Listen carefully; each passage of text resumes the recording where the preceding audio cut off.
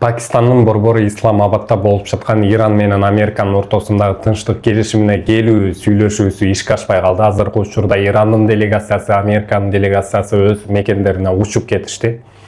Анан Американын 15 пункттан турган талабы Ирандын 10 пункттан турган талаптарына кайчылаш келип, кыскасы жакшы эле келаткан жерден 3-4 жери окшошпой калды. Ошол жерин айта кетчү болсок, маанилүү жерлерин.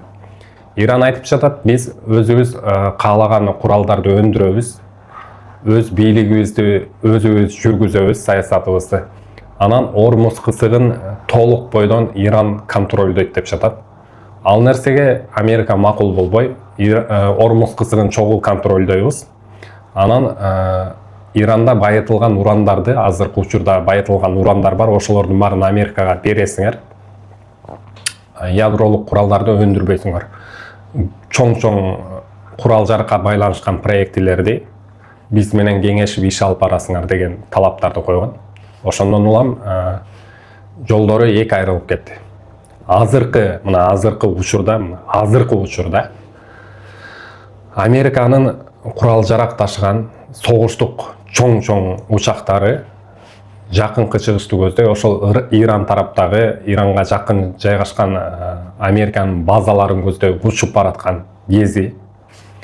Эми жакынкы сааттарда, балким, жакынкы күндөрдө дагы бир күтүлбөгөн чоң окуяларга күбө болот окшойбуз. Кытай тараптагы Иранга абадан коргонуучу курал жарактарды ташып жеткирген. 2-3 күн мурун бу азыр деле жеткирип жаткан учур экен. Бул 2 жумалык тынчтык келишими деп аталганы менен эки тарап тең кайра эле ошол согушууга дайынданып жаткандай да. Бул жөнүндө оюңуздар кандай божомолуңуздар бар? Албетте пикирлериңиздерди жаза кетиңиздер. Мен ар бирин калтырбай окуп турам.